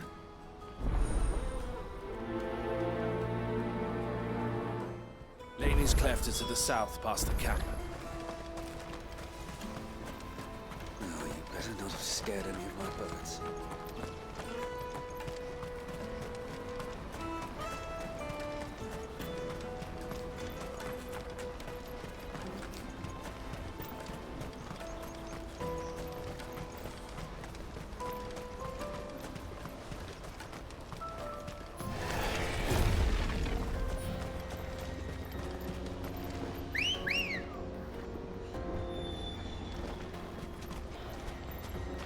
Ready, go?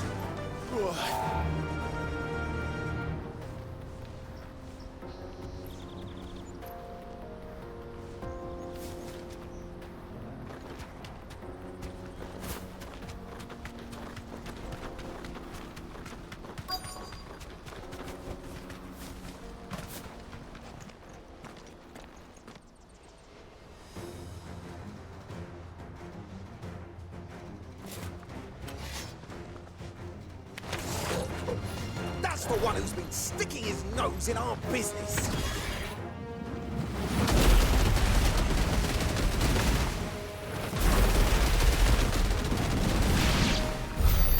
I doubt these were the ringleaders. But at least we know we're on the right track.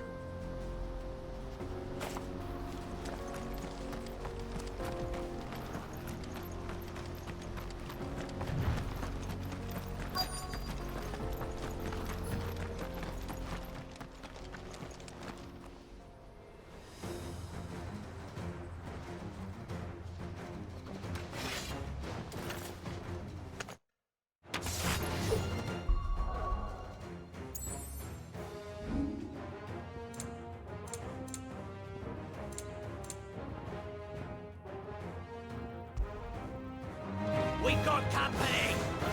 That's the lot. Over here!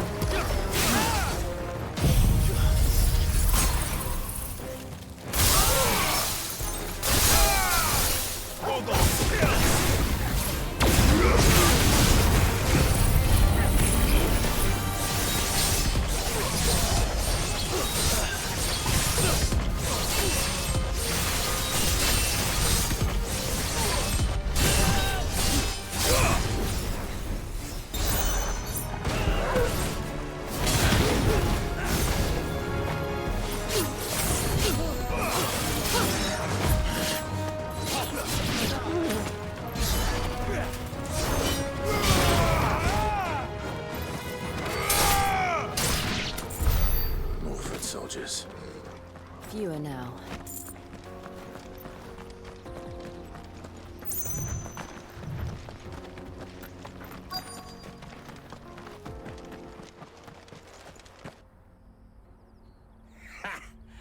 Not a bad haul today, eh? Aye. Some of our new recruits are natural-born ne'er-do-wells. Especially the little ones. That Hans has got nimble fingers, all right. It'll be a shame when they chop them off. But till then, let's make the most of it. Scum. The leaders of the cast stones, I take it. They don't deserve any mercy, Clive. I wasn't planning on showing them any. We're ready when you are, Theodore. Oh, I'm ready.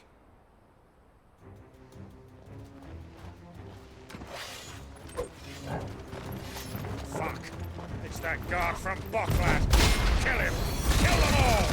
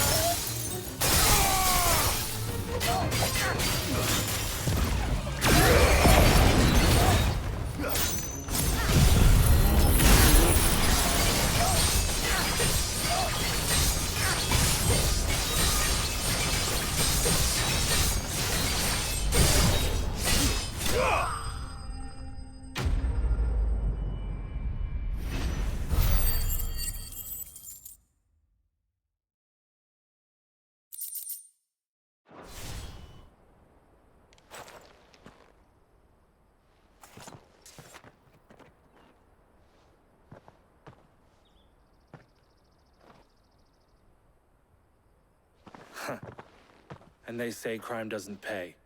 Gold chains, rings, purses. And traders' passes. Dozens of them. Have the names been changed? Not yet. I recognize some of them. No doubt Goots's is somewhere among them.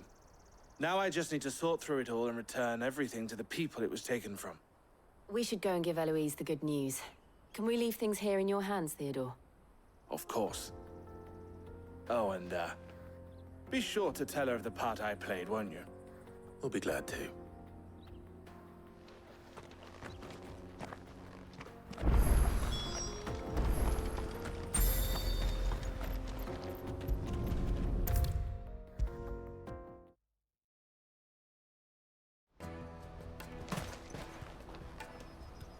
Ah, Clive. How goes the hunt? My brother isn't getting in your way, I trust? Quite the opposite.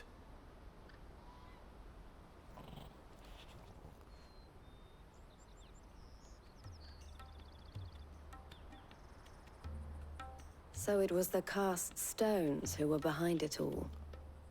Theo told me he'd been on their trail. And their demise solves 3 problems at a stroke. That of the pickpockets, the bandits pulling their strings, and the passes they were stealing. I only hope yours is among the items you recovered. Only time and Theo's return will tell. Speaking of whom, welcome home, dear brother. You are too kind, Eloise.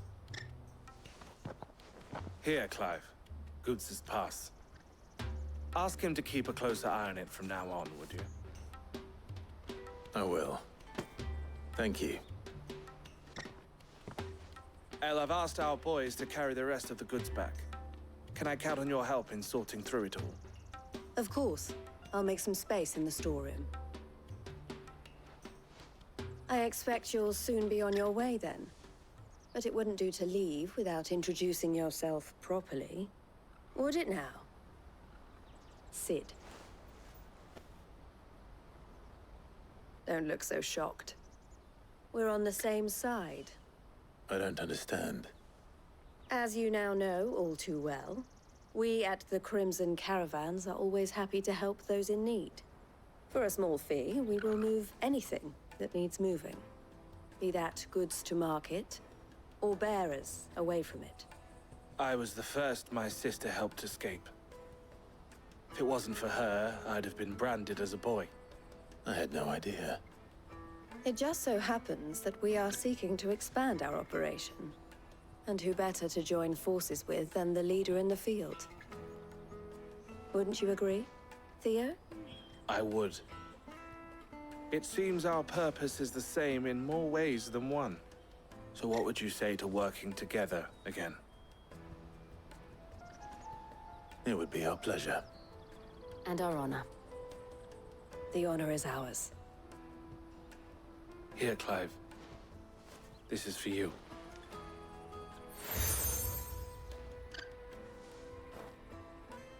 What is it? Elle has friends in high places, while I have associates in, lower ones. That mark is proof that you're a friend to us both.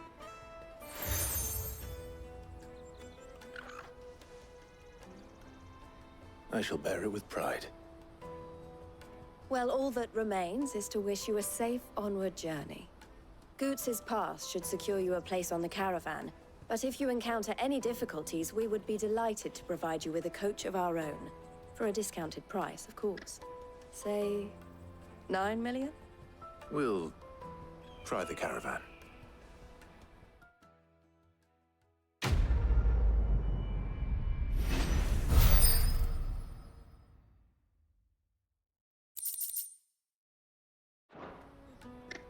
Right then. Let's get this back to Goots. And then it's on to the Dominion.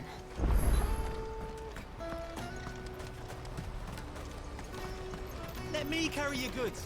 I'm cheap. Pardon me, but would you happen to be that well-notched steel and impressive physique? I have need of a sword for hire, and yours looks to be a weapon well worth the coin. Might you be convinced to offer me the use of those formidable arms? How exactly do you intend to use them? Well, being something of a scholar of Zemeckis history, I wish to investigate the ruins near the city. And I require a rugged companion, lest I find myself waylaid by ne'er-do-wells or the beasts sent to roam the area. Should you accept, you will not only earn yourself material wealth, but partake of the true treasure that awaits us there. The rich and storied history of Zemeckis. Well, were you ever party to a finer proposition?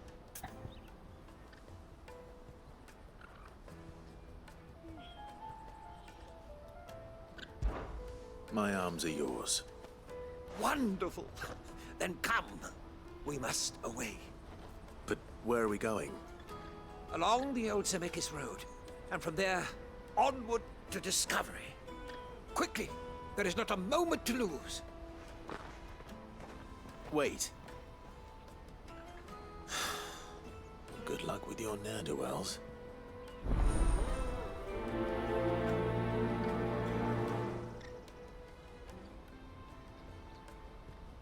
I'd better make sure he doesn't get himself killed.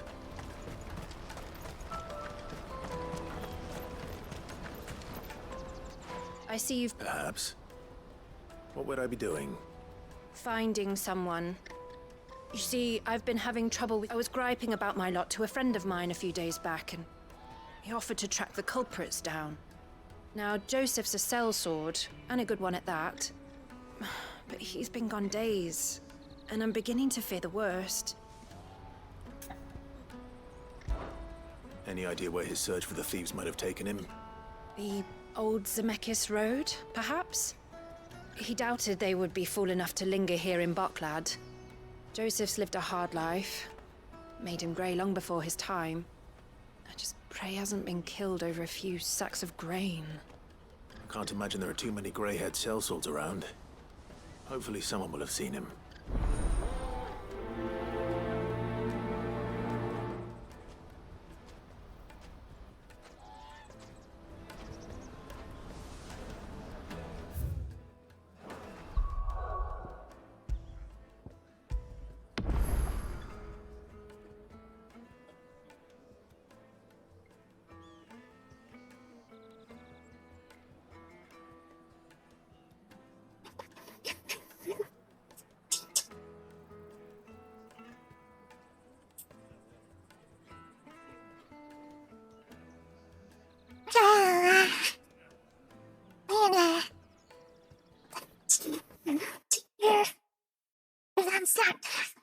I will be back.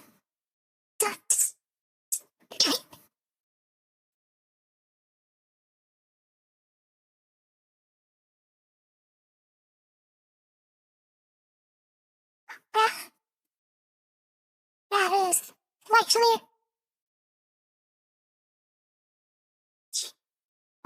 this is what I can see every single day. It's I can feel the stain of my sweat, the vapor from my sweat.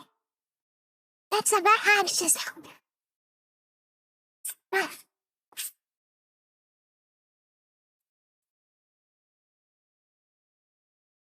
Ready. Yes.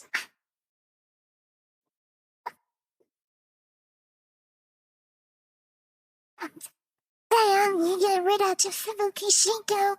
He's playing Resident Evil 4 remake. Yeah, it's remake.